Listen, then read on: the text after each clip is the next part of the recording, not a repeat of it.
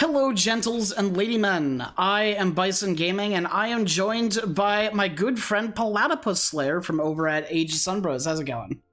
Hey, pretty good, man. How are you? Not bad. It's kind of funny that I introduced you as from Age of Sunbros now, since it's such a new. It feels like such a new channel still to me. Hey, come a long way. Yeah, no kidding. You guys are gaining subscribers fast. Really good for you guys. Anyways, today we bring you a 2v2 that's not really a 2v2. So this is a 2v2 in name only. This Dutch guy here does not know what he's doing and will not play much of any part in the game, except for very minor, rules, and the same goes for my guy. He's a little better than the Dutch dude, but more or less it's a 1v1 between me and the multiplayer in the form of a 2v2. And that's how the game is going. And the reason that we bring you today's game is because we have done something special. Our deck name is called Capital Spam, and we have figured out... I have been wanting to make this strategy for years, but I kept failing trying to figure out how to put it all together. And the other day, an epiphany kind of struck me, and we finally made the USA, Tennessee, and Mill spam to spawn state militia viable, and it feels good to finally be a thing, and I'm excited to show you this here today. Platt has not seen this game. He's as blind as you or me, so it'll be fun to get his idea on where this is going as we go. Let's check out the deck.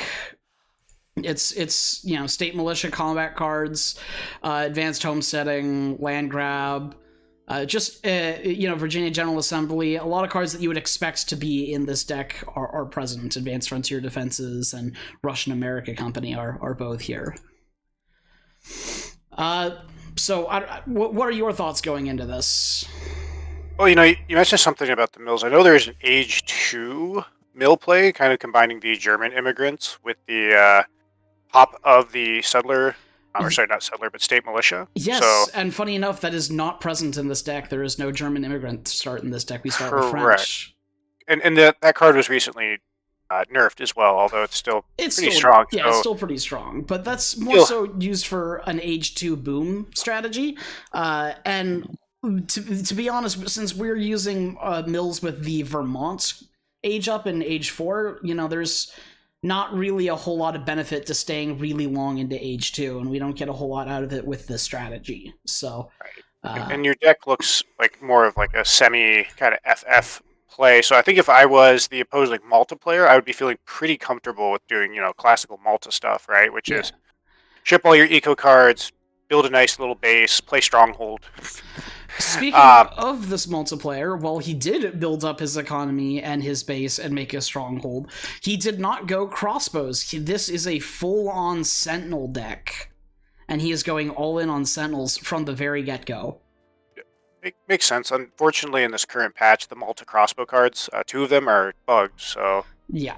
It does make a lot of sense. I was just happy to... I'm happy to see it, and I'm honestly looking forward to looking at this guy's build order, because he was super tanky the entire game. That's awesome. But this is late game fully carded Malta versus this strategy, so this is gonna be good. But when I was thinking about how to make this work, because I've tried going from the get-go, going with Pennsylvania to get the cost reduction and whatnot, and combining it with land grab and all the other things, and to be honest, it just requires too many shipments. It takes a lot of shipments to get this strategy off the ground, and trying to play it economically where you slowly get every upgrade just wasn't working. And so I thought to myself, really, the heart and soul of this strategy begins not in Age 4 with Vermont, but in Age 2 with Tennessee and the Outposts, or in Age 3 with Tennessee and the Outposts, right? And so what can I combine this with that might have synergy with this strategy? And then it occurred to me, oh yeah, Marines. I can combo that with anything, ever. And I am playing very, very sloppily in this game. I'm late. I was late to my age up, and I still haven't popped my first set of Minutemen. And that's mostly because I was in the voice chat with this French player here trying to help coach him. and that's just a thing. But we start with this military wagon here, and it's going to look very similar with some slight differences to the Marines strategy at the very beginning, up to and including like the 10-minute Marines push, and from there is when it really starts to turn. And I honestly think this is the best possible time the strategy could come out, where I now have this alternate version of Marines that goes into USA Super Mills right after all this insane heavy cannon production that was part of the late game with my Marines before just got nerfed. So I think it's the right time for the strategy to come out too. And you can see right here we're collecting this 135 coin treasure. Minutemen are so good at collecting treasure. It's one of my favorite aspects about USA. Nice. It is. I mean, yeah, using all of the different like subtle advantages of a civ, I think, is really important. And the United States is just such a kind of unique civ that you have to kind of remember to like use all of these tiny advantages, because it's not a Euro civ. I always say when people are trying to learn USA, the number one skill that you can learn is to remember to always pop your Minutemen as soon as they come out.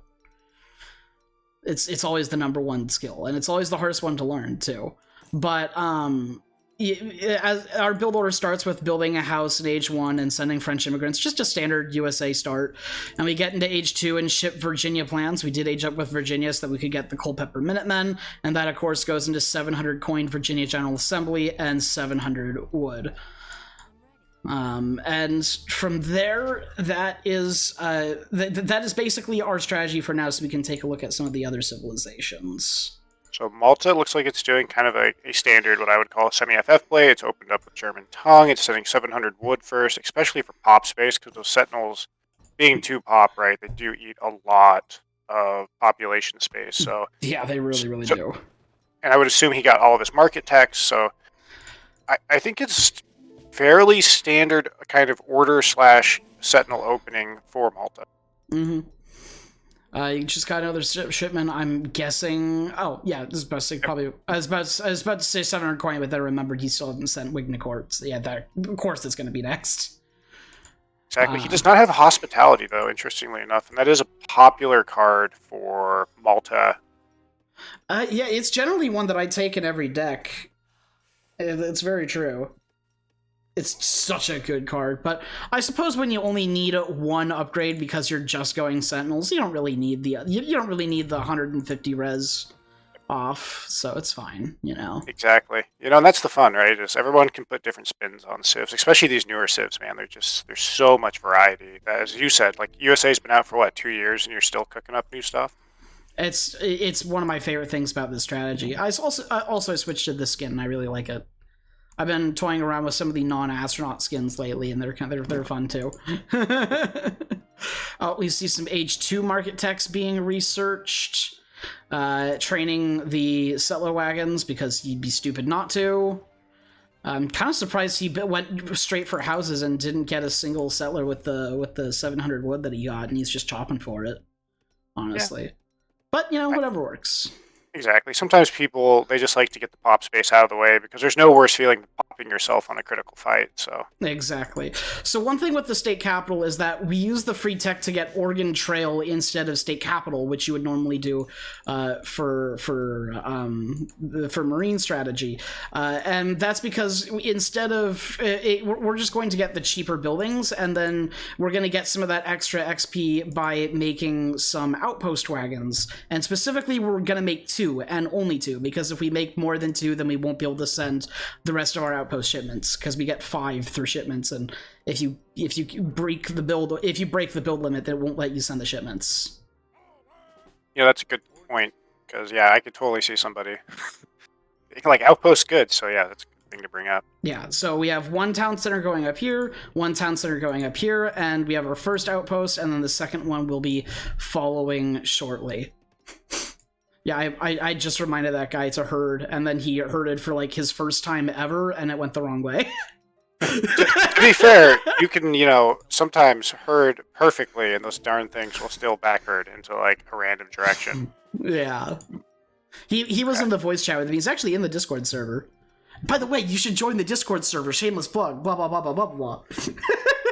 Sunbros, Lynx, etc. Let's get back to what's really exciting, which is this game. Yeah. So we have the Marines card in, so they have high siege, and I've pretty much sent absolutely nothing that's actually contributing to the overall Mills build order, except for the critically important tech of Oregon Trail, which is major.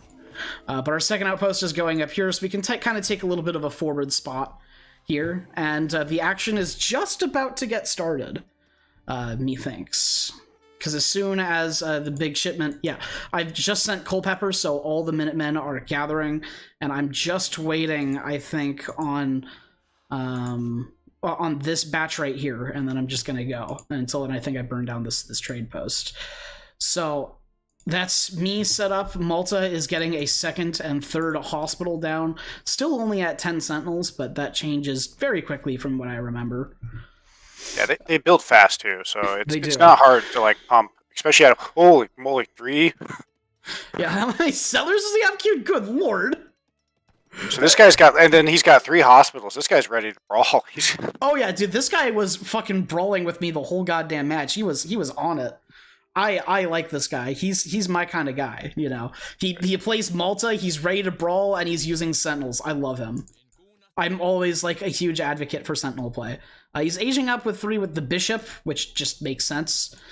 We've just sent Advanced Frontier fortifications, so we now have 3 more outposts, and they all have the Frontier status on them, so they have the plus 50% damage. And I'm also, at this point, using my excess wood to take a lot of the trade line and native posts, using my state capital because they come with a wood reduction, and in like wagon format. Yeah. And yeah, look how many sentinels he trained in the blink of an eye. Rip. Yeah, and they're all buffed because they have like the shit tons of extra HP that you get for being near buildings. They actually have they have the same stats as my Marines. 200 HP and 26 attack. Look at that. That's crazy. That's they're too pop, but solid. Yeah, but that's so crazy, you know, because the Minutemen are just such a powerhouse unit. He just aged up to 3 and got his town center. At this point, I have about 13 on wood, and right now I'm just focusing on getting as many people on food as possible for settler production. And critically, I just sent 2 more outpost wagons, so we have 7 outposts just right in this small area here. And that came with the Tennessee card Watauga Association, which makes it so that I get 2 outposts, and then every outpost supports 10 populations, so I don't have any pop issues now. And then every outpost also spawns 2 state militia upon completion, and that includes all the ones you've already made. So with 7 sentinels, that basically is also a 14 state militia shipment, which is pretty good. Nice. Yeah, talk about getting like extra value. You know what I mean? Exactly. So, and I also have some light infantry now to fight here as well. I believe any second now I should also be researching the tech for veterancy, but now we have some Hussars to deal with, and Hussars are tricky. Normally I can kind of gun down Hussars pretty well with Marines, but with these Sentinels that have just been chunking at my Marine, I have to basically pull back to my mass outposts. I've dropped a flag here to help deal with it as well, but this Malta guy is just brawling. That's a second pop of 5 Hussars that he just pulled. Well, they're order Huss too, so they shadow tech right to 3. Exactly. But now I have him fighting under here, and that's the fun bit. Although I'm losing this fight for sure, but I was just thinking too, because he has that church card, so he could unironically, or not unironically, but accidentally counter. He does have that church. Has he sent that card? He obviously hasn't, because he doesn't have the aura right now. These are just veteran sentinels. Yeah, he has not sent it. He's in the middle of shipping 9. And look, that's another a pop of 5 Hussar. And all your wagons. Yeah, I sent. The next card I send after this is Russia American Company, which allows me to make blockhouses using outpost wagons, which means that my outpost limit is essentially raised to 9 because they also give the 10 population and state militia. It's awesome. Oh yeah, everything's synergizing, and it comes with a 30% natural food gathering buff, because why the fuck not, right? Part is so gnarly. But you know, those Sentinels though, they're still, I mean, they're chewing through it. They don't have the highest siege per pop. They actually have really low siege per pop. Yeah, but they do. There's still a lot of tanky boys. Exactly. These are veteran units, and they have 24 siege. It's not a lot. Especially for a musketeer. But the cool thing is, I don't really mind if he takes the time to burn down these outposts, because he's just gonna, they're gonna slowly chew and soften his units up, and during this time, I can just make more outposts, which give me more military. So you can see, as he's destroying, I'm just training more outposts, and it's just slowing all of his progression down to a crawl. Now, this blockhouse I placed way too far forwards, and unfortunately, there is a thing where just things from the wagons, outpost wagons from USA train slower, and that is a carryover from when USA was super broken, and you could train outposts in like 10 seconds using the wagons, and it was insanely OP. But we see, just as a precautionary measure, rolling artillery starting to come in right about now, and finally getting the veterancy upgrade for state militia. Oh, actually it's a veterancy upgrade for regulars. I think I already have the veterancy upgrade for state militia. I believe so. Yeah, sure I saw veteran state militia models. So yeah, this is the veterancy one for regulars, which I figure I might want to train a couple regulars here and there if I needed to fight Cav. But yeah, I'm just here. How about I make more How about I make more outpost wagons, and he has to deal with all that shit again. To be fair, if you're playing Malta, this is probably what you've done to other people many times. That's very true. So it's you know, he's probably like, oh really, tower spam, but at the same time it's like, well, this is kind of a Maltese signature move. And he hasn't seen this yet. He kind of thought that he just destroyed a huge base, but really, I mean, these things don't cost that much. Now, they say they have their full cost here, but it's minus 25% because I train them as wagons with a cost reduction at the state capital. The wagon doesn't list its cost, but it's minus 25%, so I think it's about 180, which is a lot cheaper, and I have a lot of wood choppers. And I'm just kind of slowly defending myself while I work up the resources to age up, and I'm basically just defending myself completely with wood. That's all I need is wood, and I can just focus the rest of my economy on aging up at the same time. It's great. Ignore the 20 idle bills. Like I said, I played very sloppily this game because I was trying to deal with figuring out the micro for this new strategy that I'm pulling, and also coaching this guy. I told him to build as many hussars as he could. By the way, the Dutch guy... hasn't picked a deck. I see that. Yeah. He's listening here. There's a secret to this game, which will make things far more smooth for you. But you know, I have to say, if you're gonna play deck lists, why not Dutch? That's true, actually. Yeah. So let's give the guy a little bit of credit. At least he's picking a civ that can function a bit better. And yeah, we're already back up to 16 state militia. Look at that, easy peasy.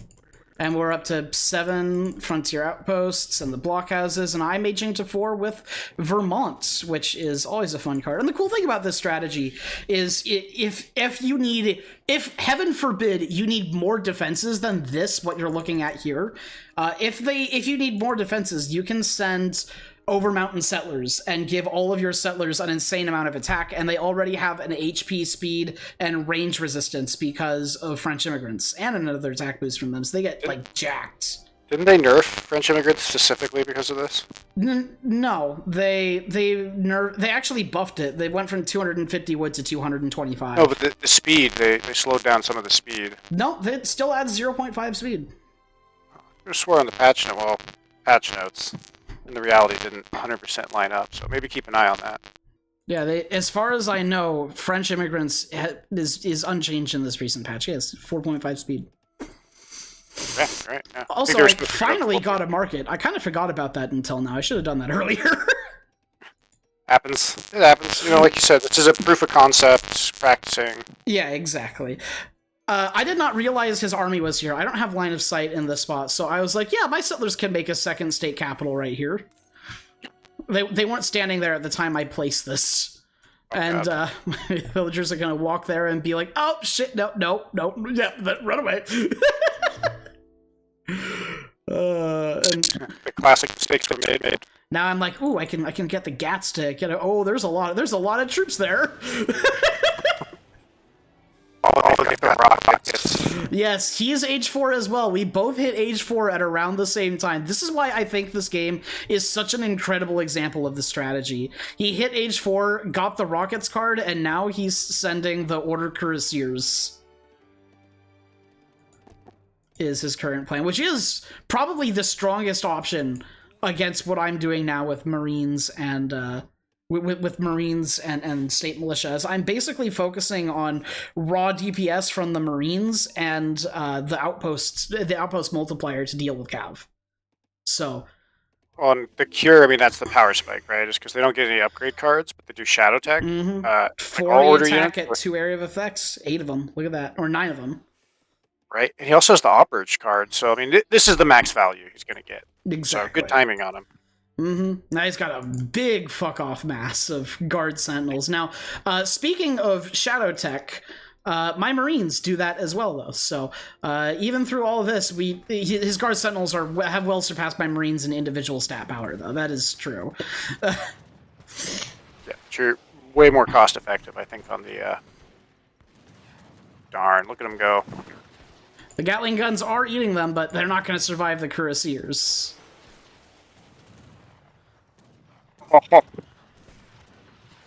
Yeah. Big sandwich.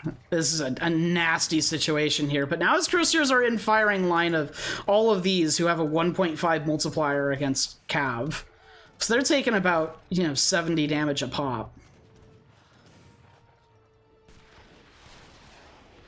Like, even with all that power, these Cuirassiers are slowly just getting chipped away. Look at that. Look at this Cuirassier. Look how fast he's dying from just outposts. That is a beautiful sight. And this is one of the few moments where my ally gets to do something where he just throws in a bunch of Hussar into the mix, which work against the Cuirassiers, but not against the Sentinels. No, but I mean, it's still helping. Also unupgraded Hussars. Oh, guy, yeah, he's still learning.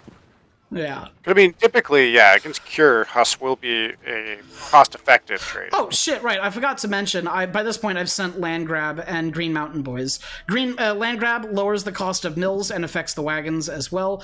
Green Mountain Boys makes it so that all existing and newly constructed mills and estates spawn 3 state militia, and I've just started spamming out mills in the background. These state militia are also volunteers, so they do have their guard upgrade. They are not carded or teched at all. These are just normal age 4 state militia. And in fact, that's one of the things that kind of changed about this strategy is in this game, I never send a single upgrade for state militia. They don't even get counter infantry rifling by the end of the game. That's one of the big mistakes I made this game, and I was still able to fight this without counter infantry rifling on state militia, the skirmisher with an only 1.5 multiplier and 13 range. Right, basically a glorified crossbow. Mm-hmm. Yeah, the push has died. I've taken shockingly minimal losses. I didn't even lose the TC. And up come the outpost wagons. I've cleared this out. Now, normally, you kind of don't want to delete your mills too much because they give combat XP to your opponent when you do delete them. But I needed units at that moment, so... It is what it is. But the kind of cool thing about this is I'm spending 140 wood for a mill wagon, and that mill wagon gives me 80 XP and 3 state militia. Now, state militia cost 50 food and 40 wood, so that's quite a significant discount. In fact, this card has only gotten more valuable as the state militia keeps getting increased in cost throughout the patches. That's kind of cool. Next up is our factories. What? Oh, God. It's like a... Oh, no, I know what's coming.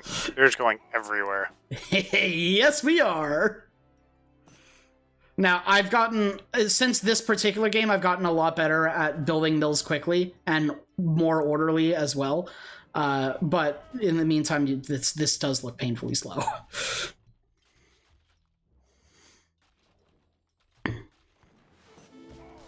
Look how fast these mills go up, too. Yeah, I always thought that was crazy. Like, there's some H2 play that I think is just That's not even just 5 annoying. seconds. That's 1 second building. Yeah. One I have some Mississippi. thoughts. I have some thoughts about why USA needs to be able to put up instant mills when every other civ has to like build them. But really, it's not an issue unless you're like doing this kind of stuff. I think it's the only time that it like comes to the forefront, because what sucks for Malta is all of his units, the attack move is going to be just god awful. Now, the funny thing about spamming mills like this is when you cover the map, your opponent has to walk past mills in order to do anything. He has to burn down mills to make his forward base. He can't sneak past the mills because they have line of sight over the whole goddamn map. And although it does take a lot of microing individual mills in order to make a state militia army, which I have several more down here, it's worth it, I think, because wagons don't cost population. So even if you're at 200 population, out of 200 population, you can still make 30 more wagons and build 30 more mills. And as you lose units, they'll just spawn more. You never have to stop your production of units, ever. Even when you're at 200 pop. And that's pretty cool. You can queue units well past 200. And even though these mills aren't doing shit, he has to destroy them. Because he can't ignore them. Because they give me a line of sight. Well, not to mention the way that the attack priority works is units will often select buildings at random, right? Maybe not at random, but they'll often select buildings. So it's like it's sapping his DPS too. So like it's pretty obnoxious, right? Definitely up there on the annoying factors for certain. I know Gideon's had some pretty absolutely, I don't want to use the word controversial, but some head-turning strategies, spamming these things for like 37 wood in some of our events. So after after my first factory, I'm not shipping the second one yet. I'm not sure why it's grayed out, because I haven't sent the second one yet.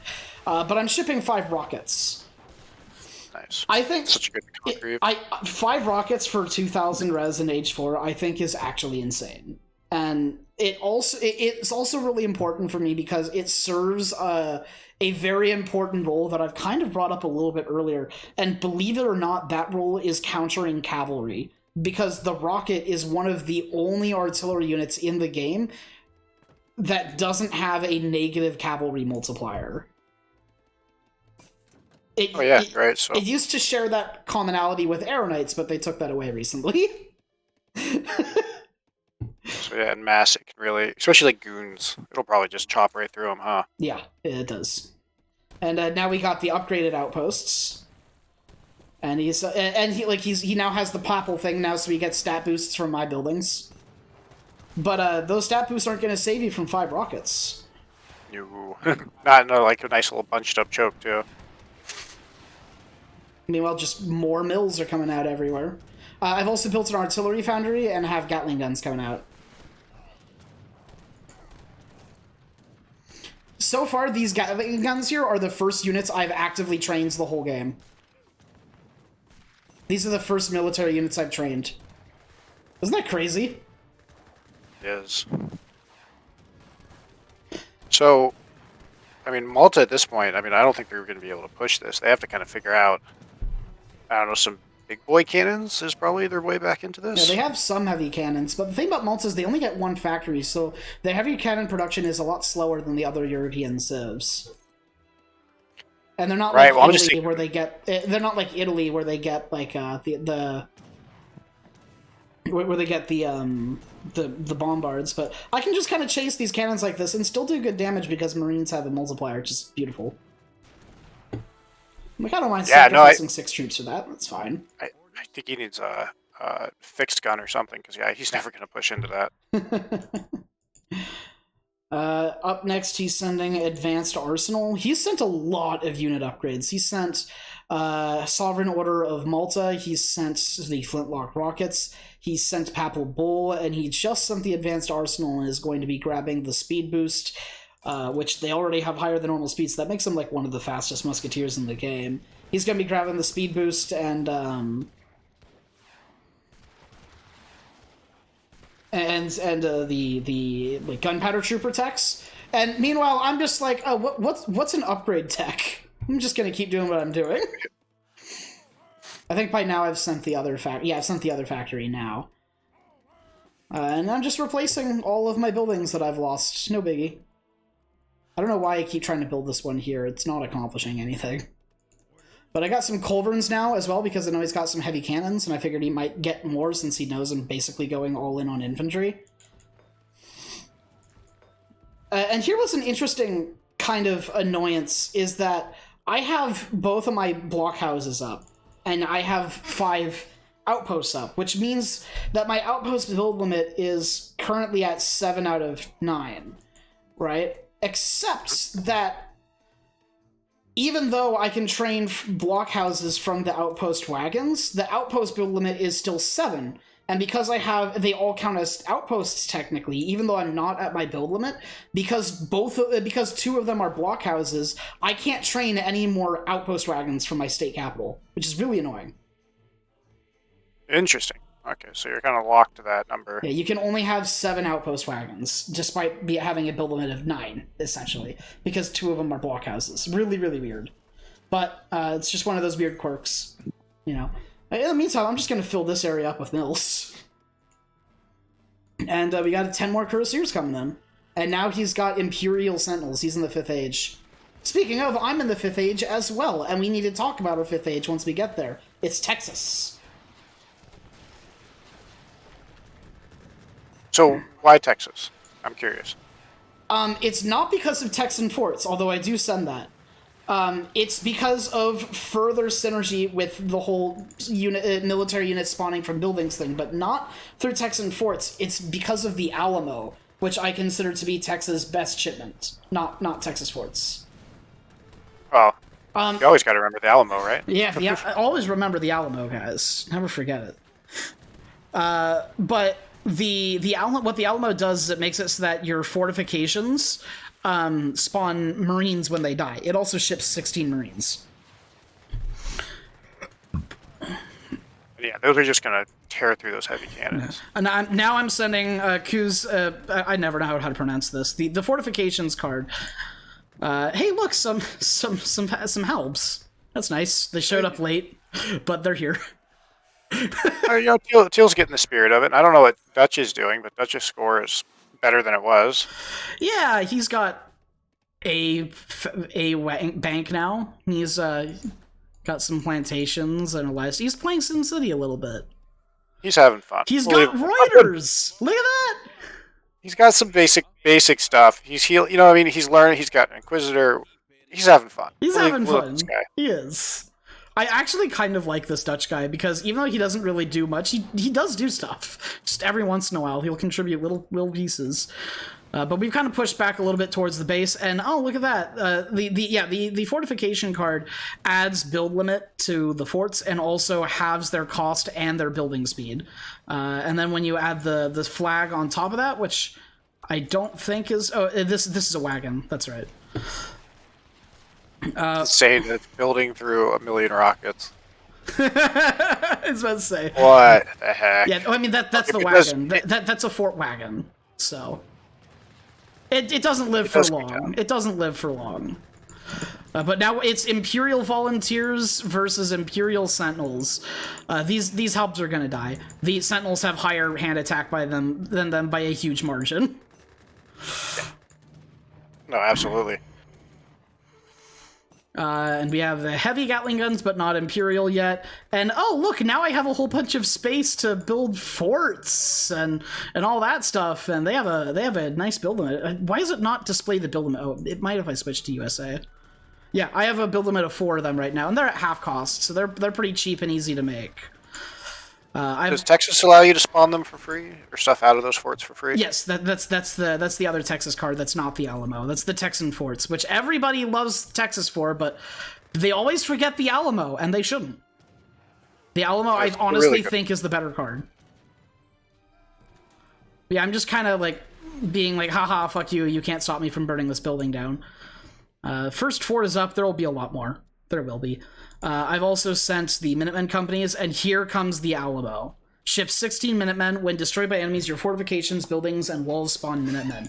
While this card doesn't sound incredible on the surface, it actually is, because the game is very generous with what it considers a fortification, because it sounds like it just refers to outposts and forts, right? But it actually refers to all of your military production buildings as well. Hey, look, Dutch is actually doing something. He's killing my rockets. It's good. Yeah. This is like the only time he came into combat and it actually mattered. So good on him. Good on him. I'm proud of him. You know, when you start this game, it's so complex. It is. It really anyone is. getting the grips of it, man, we applaud you. But yeah. I also like the general, something I wish happened in more lobbies is just the general agreement between like the stronger players to be like, let's just keep this mainly between you and me. Yeah. Which is something that I really like. You know, but I have to say, I think late game Malta is a bit weird, right? Because those Sentinels, as strong as they are, that 2 pop is going to become a bigger and bigger problem for the Maltese comp as time goes on, right? Because they're just not as efficient as Imperial 1 pop units. I mean, I don't know. They're so cheap, even with the price increase.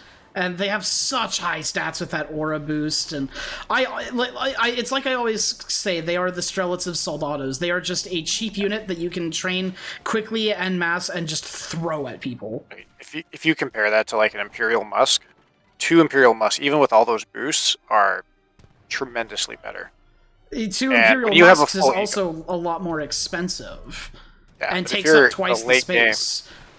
If you're in the late game, that's what you want.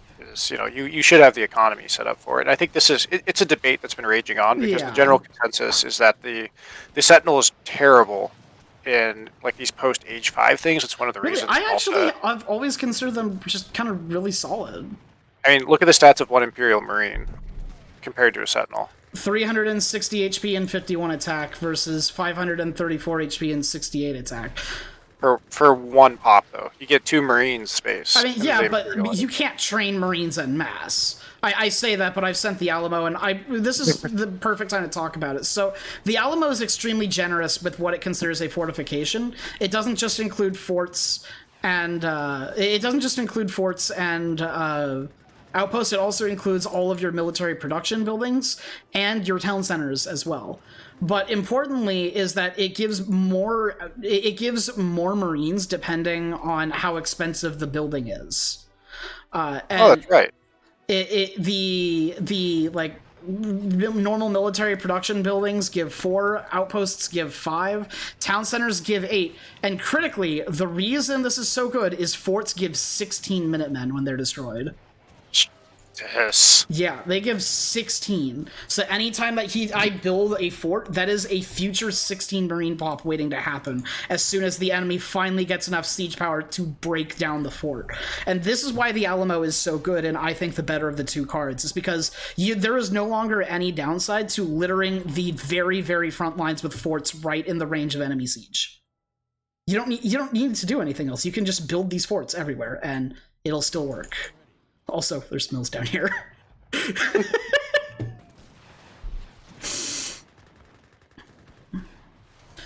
And these are about the 15th units I'm training here, I think. Or, no, these are the 15th Gatling guns. I've also trained about 3 Kolbs. That's, I think, 18 units total that I've trained.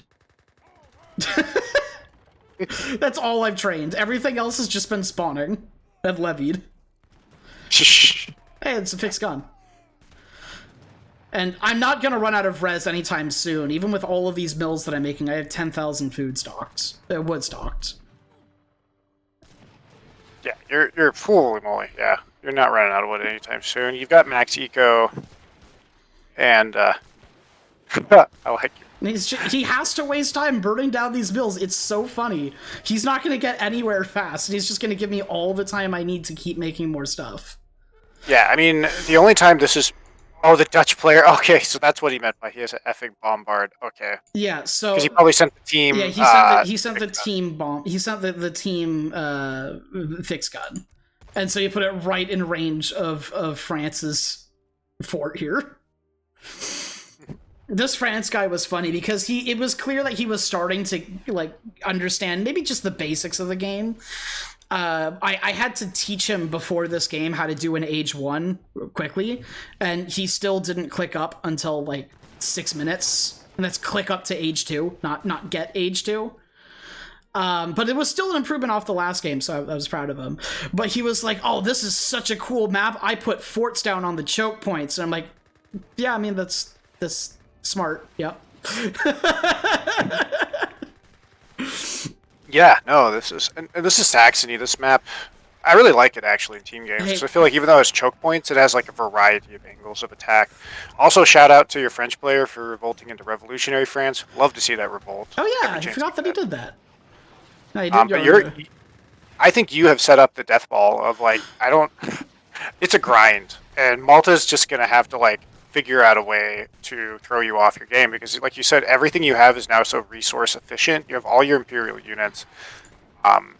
If you send the Texas card for free stuff, that's like even more efficiency. You know what I mean per building, which you already did. Yep. So now you're getting the Gatling guns, which is like the best use of it. I think you. Like this is like an end game. I think I switched one of the 2 forts to regulars, so I have a little bit of anti-cav as well. But yeah, I'm just sending a fort wagon to further increase the build limit a little bit. I'm not sure where my forward shipment point is. There's 2 more forts going down here, by the way. Losing out Malta.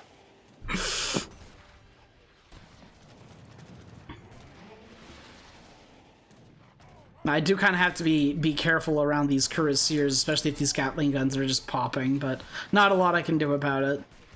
They pop when they pop, you know. Hey, look, more outpost wagons. And the funny thing about the Alamo is it has double synergy with the outpost wagons, because now my outpost wagons are cheap, right? And they give me 10 population and 2 state militia when they're built, and 5 marines when they're destroyed. This is, and again, like the Maltese, Maltese is good late game, but they're often considered like really bad and like really late game, and I just don't see how they're ever going to have the population efficiency to break through. Like we pointed out earlier, it's like you can have max pop plus these buildings, right?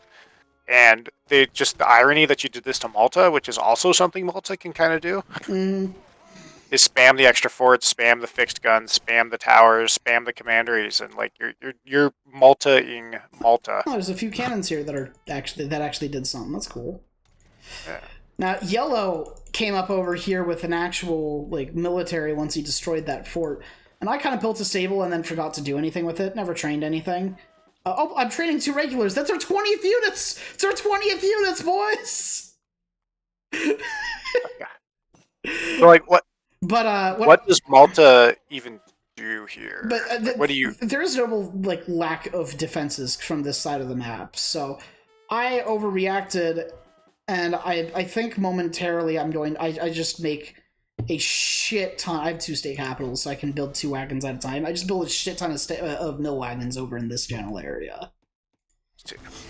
And to be fair, like the score's not that much different, so it's not like they have a massive lead on you. Look at this.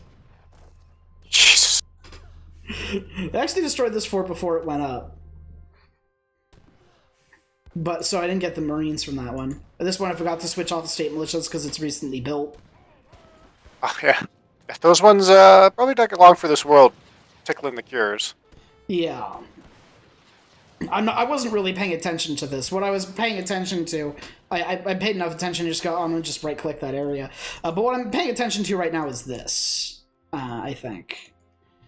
The French guy's just making Sansculotts right now. He's actually starting to contribute meaningfully now, which is great. Good on him. It only makes it harder, and it does kind of make this, the very, very tail end of this game, a little, the game's over at this point now, because it's finally a 2-on-1. Right. Right. I mean, Yellow was contributing, but yeah, and this Sansculott, like, this is not the video for it, but I absolutely love these things, and it's probably the only revolution that my crusty old butt actually, like, uses regularly, because it's just so much fun. This is great. I mean, yeah, you've squeezed, you've constricted Malta. Malta's off natural res now, so like their Wignicourt like boost is no longer as efficient. those Sentinels, right, because they're taking pop space, his army's always going to be smaller, which really limits his ability to pair with artillery. That battle he's buster doing good. ability, though, is super solid. It's carried him. I think that's one of the big things that allows the Sentinel to still compete with Imperial Sentinels, even if, like, they have higher stats than Imperial Musketeers, of course, but like you said, they don't have the stats of, like, they don't have the stats of, like two Imperial Musts, but what Imperial Musts don't have is an area that affects siege damage attack. Yeah, and that, it's really tricky. Huge. Because, I mean, the base of it's lower, so you have to catch people, like, in little balls and stuff, but I mean, the thing about charge unit attacks, and I don't know if you know this, but military units will only use the charged ability. It will generally only use the charged ability when it actually is beneficial to do so. And obviously, I obviously don't mean things like pistol attack on melee units. They'll always just shoot it. But for example, the Alhoot will not do the shotgun blast unless unless they can actually take advantage of the AoE.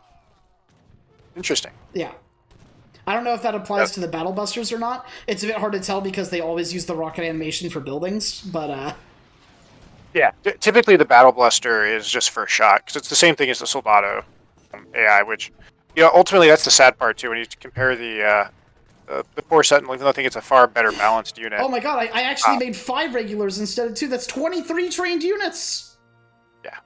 I mean... And this happens. We have the double revolt from France. Going in Napoleonic. I like it.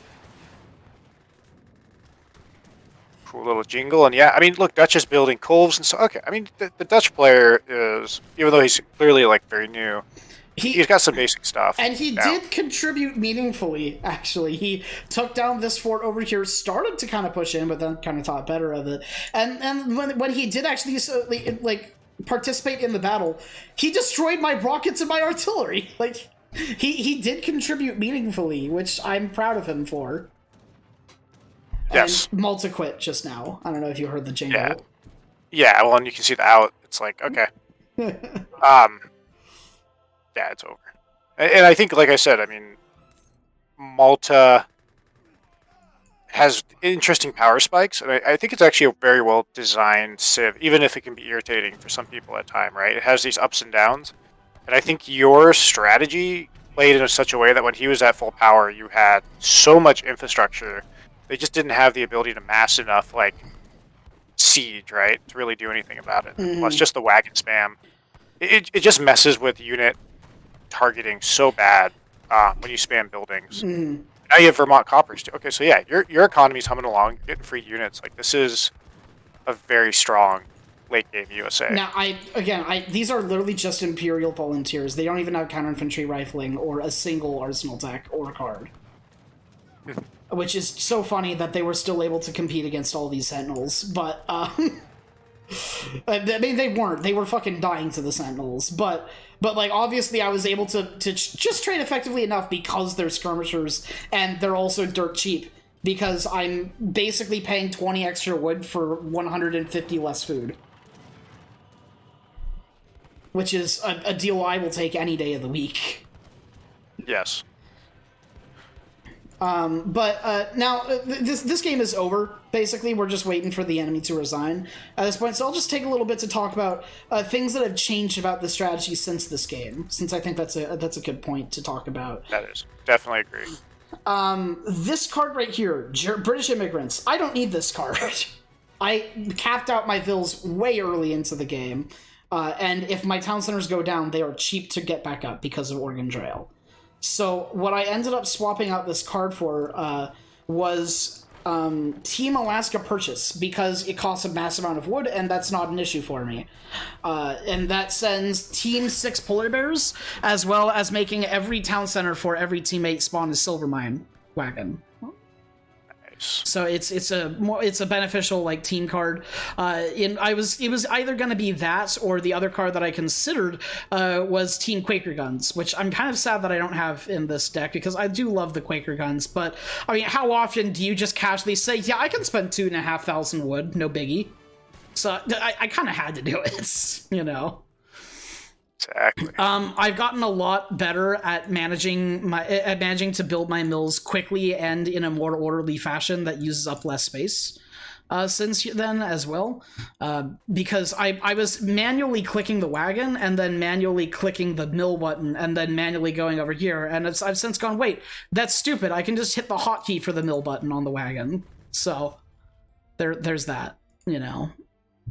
Now I have lost with this strategy before, and it was against it was in a competitive game in a 2v2 against a Aztec player who went Jaguar Prowlers from the very beginning, high siege, and a French guy who went with a big musketeer ball, and they ended up destroying 4 town centers. So I ended up making 6 throughout the game, and I had 7 total town centers throughout the whole game, and that put me way behind in economy. And we did end up making a really, really big push into the enemy. However, the French player got to the point where he just made Imperial Grand Arms and spammed them forever. And we couldn't do anything about it, and he slowly just burned all the mills down, and it took him forever to do it. I will say that, but he eventually did just break into our town and Imperial Grand Arm us to death, which happens. It is French, you know. Yep. Gendarmes are no joke, man, especially French ones. Yeah. But yeah, this is kind of where the strategy went. Let's take a look at the post game. Now, funny enough, it says I did spend most of my resources on units and not buildings. It says I only have 24, and that's because it considers the wagons units instead of buildings, which I find kind of weird. I think it should count them as buildings. Yeah, it's you would think, but well, Age of Empires 3 logic, right?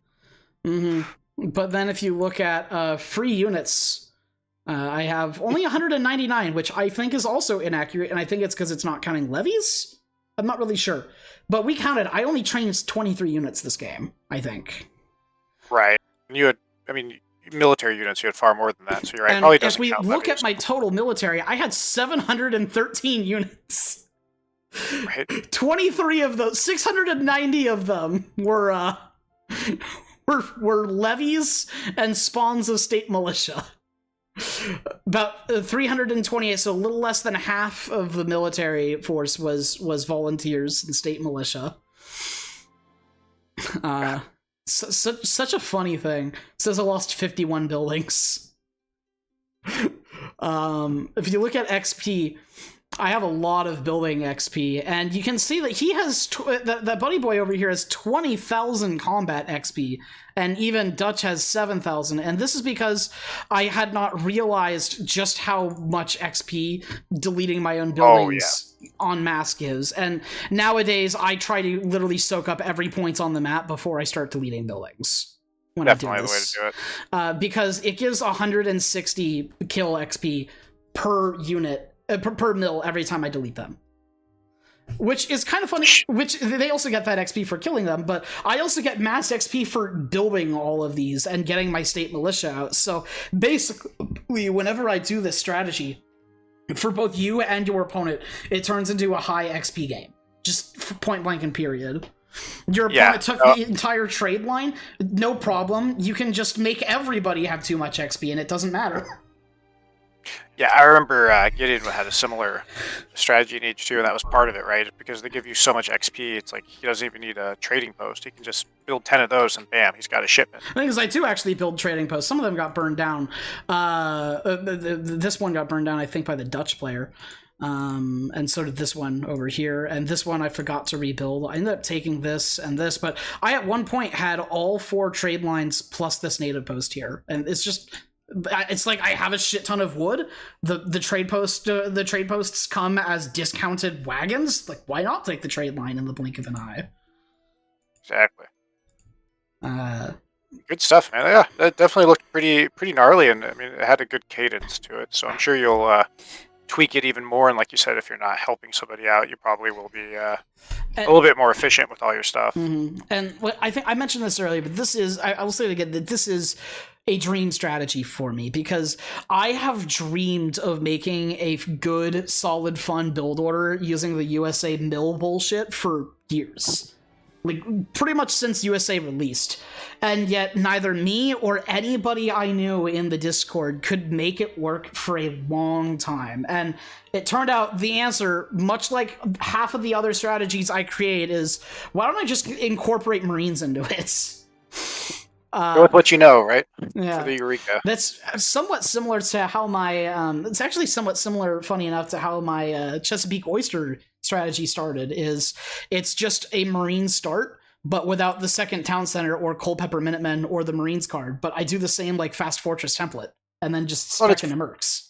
It's always fun too, as someone that watches way too much quote unquote meta kind of play too, is these new civs are so unexplored sometimes, and it's just fun throughout the years watching some people, every time there's a nerf or a change, be like, oh, my civ is dead. But then people like you or Gideon are out there and exploring the civs, in a more objective manner, and like actually making the effort to explore it, and you keep seeing good stuff. I think your strategy, especially for 2v2s, what I just saw there is pretty legitimate. Like I said, there's going to be more fine tuning, different opponents, different tempos, different timings, of course. But like the core concept of that, especially in the late game, should you make it, it's pretty gnarly, man. It's good stuff. There is one thing that I think is majorly important to mention because it's big and it didn't come up this game. And that is my Marine push. When I pushed in at first, got repelled pretty much immediately. However, in most cases, you're able to burn down the opponent's town center, which is cool, but that's recoverable, but that's not what's important. And what's important is that by burning down the first town center, you get rid of the requirement to have buildings be far away from your opponent's first town center, which is the whole reason that my mills are built in a big circle around the multiplayer's base. But if you manage to burn down the town center, there is nothing stopping you from building all of these mills in the middle of his base and just taking up all of his building space and making it so he can't build anything ever again. Kalanish, are you watching? It is something I have done in a handful of games where I burn down the town center, I get repelled, I come back later in Age 4, and every building I destroy, I replace with a mill. I mean, though, that's part of the game, right? Is sometimes taking those advantages and blowing it up, so... as much as I will probably regret saying this now, it's like I look forward to seeing more stuff like this. That's awesome, dude. So thank you so much for watching. This is honestly a very special strategy to me. And not just because the thought process behind the strategy is very special. But I think that'll do it for today, unless you have anything else. Oh, wait. I want to show you something. Timeline. Look at my building timeline. It looks like a military unit graph. Jesus. What the hell? Oh boy. Alright, that's it now, I think. Do you have any last words, Steven? What? No, I got nothing. That's good stuff, man. Thanks for bringing me along. Absolutely. Thank you everybody for watching. Have a great day and goodbye.